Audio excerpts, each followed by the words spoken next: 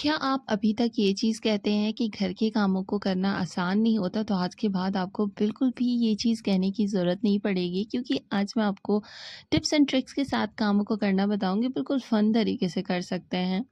अस्सलामु अलैकुम YouTube family, कैसे हो आप सब?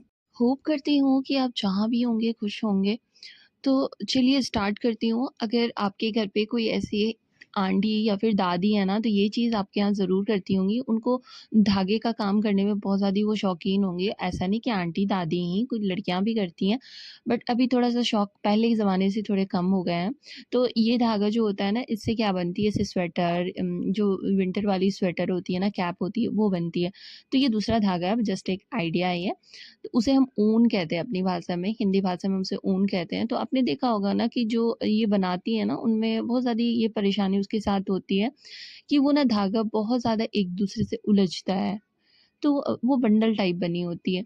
तो अगर ये परेशानी आपके साथ हो रही है या फिर आपके घर पे किसी के साथ हो रही है ना, तो एक छोटा-सा काम कर लीजिए, बाइंडिंग क्लिप को इस तरीके से लगा दीजिए और उसकी लिड को लगा दीजिए। जब भी आपको इस ऊन को निकालना हो ना, तो आप ऐसे लिड को हटाइए एंड फिर आप इसे खींचिए।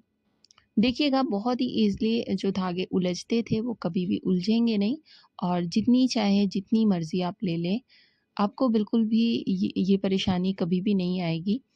ये हमारे लिए कभी-कभी बहुत बड़ी परेशानी बन जाती है, तो आपको आज के बाद बिल्कुल भी इस परेशानी तो बिल्कुल नहीं होगी ये वाली। होप करती हूँ आपको ये पसंद आई होगी। चलिए बढ़ती हूँ आगे। तो देखिए यहाँ पे मैंने लिया सीख, और ये है करी पत्ता का सीख। आप चाहे तो नीम की भी ले लें। इससे देखिए पहले ज़माने के लोग जो होते थे ना, इसी तरीके से करके रखते थे। इसके जो रूट को है ना, उसे कट कर देना है।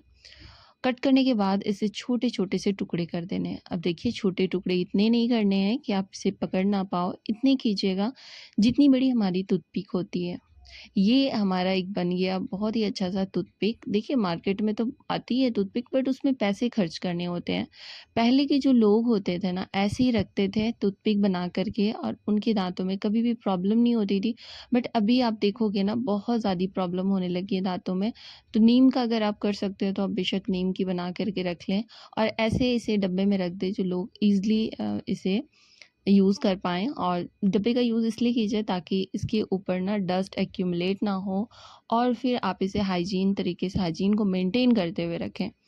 तो चलिए अब बढ़ती हूँ आगे। तो यहाँ पे मैंने लिया नेल पेंट। नेल पेंट के शौकीन होंगे ना, तो बेशक आपने ये प्रॉब्लम अपने में फ़ेस किया होगा। जब भी आप नेल पेंट लगाते तो होंगे ना, जो हमारी क्यूटिकल्स होती है ना, उसमें ये जो नेल पेंट है वो लग जाती है। तो आपको क्या करना है, साइड साइड में या फिर आप ईयरबड ले लीजिए। यहाँ पे छोटी-सी मैंने यहाँ पे ली है वाइप्स, और इसके ऊपर ना मैंने ऑयल लगा दिया है। आप कोकोनट ऑयल का भी यूज़ कर सकते हैं, और इसे क्यूटिकल्स में लगा दीजिए। फिर आप इसे इसके ऊपर नेल पेंट लगाइए। इससे आपकी नेल पेंट जो है बहुत ही खूबसूरत लगेगी। खूबसूरत कहने का मतलब है साइड में बिल्कुल नहीं लगेगी। अगर साइड में ये लग भी जाती है ना, तो आप उसे बहुत ईज़िली हटा सकते हो। तो मैं आपको लगा के दिखाती हूँ, और लगाने के बाद आपने ये चीज़ भी देखा होगा कि हमारी जो नेल पेंट है वो बिल्कुल भी नहीं लग रही है साइड में। होप करती हूँ आपको ये पसंद आई होगी, और इस बात का बेहद ध्यान रखिएगा कि आपने जो ऑयल लगाया है ना, वो नेल्स पे नहीं लगनी चाहिए। क्यूटिकल्स पे लगेंगी तो आप उसे ईज़िली हटा सकते हो। तो चलिए अब आपको ये जो किचन में बिगिनर्स हैं ना, उनके लिए ये बहुत ही ज़्यादा काम की हो सकती है।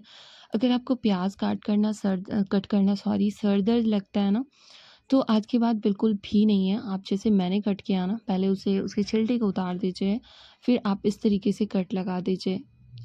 कट लगाने के बाद आप देखोगे कि आपकी प्याज़ ऐसे कट रही है जैसे मशीन में कटती है। जी हाँ, बहुत ही ईज़ी हो जाता है कट करना, और आपकी प्याज़ जो कटेगी ना, बहुत ज़्यादा बारीक भी हो जाती है। आप देखिएगा कि बहुत ही आसानी से ये सारे प्याज़ कटते चले जा रहे हैं। तो यहाँ पे मैंने कट करके दिखा दिया। अब देखिए प्याज़ कट करने के बाद हमारे साथ परेशानी ये होती है कि हमारे अगर आपको कहीं जाना हो ना, तो हमारे हाथ में ना वो प्याज़ वाली बदबू होती है ना, बिल्कुल हमें अच्छा नहीं लगता। आपको इसे हटाने के लिए थोड़ी-सी कॉफ़ी पाउडर ले लीजिएगा, एंड उसके बाद आप अपने हाथ पे रब कर लीजिएगा। देखिएगा कि कुछ ही सेकंड लगेंगे इस बदबू को जाने में, क्योंकि ब प्याज़ की जो स्मेल होती है ना, बिल्कुल अच्छी नहीं होती है।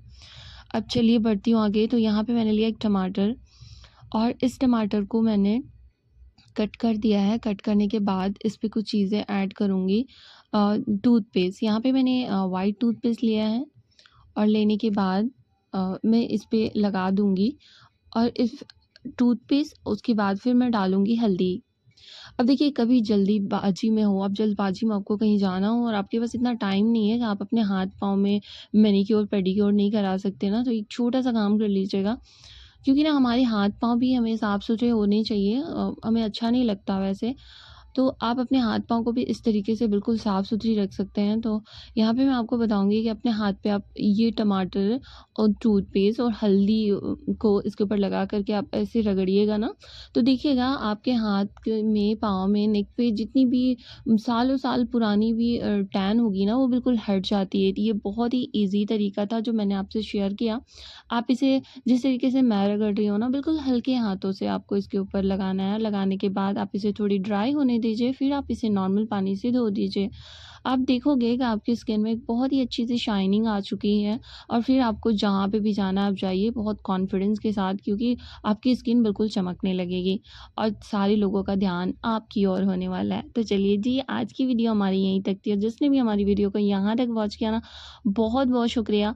और जो भी हमारी वीडियो पे नए आते हैं तो प्लीज़ उनको रिक्वेस्ट करना चाहूँगी कि प्लीज़ हमारे चैनल को सब्सक्राइब कर दें और सब्सक्राइब तभी करें जब कोई टिप्स आपको अच्छी लगी हो। मिलती हूँ नेक्स्ट वीडियो में ऐसी इंटरेस्टिंग वीडियो के साथ। तब तक के लिए अल्लाह हाफ़िज़, बाय बाय, टेक केयर।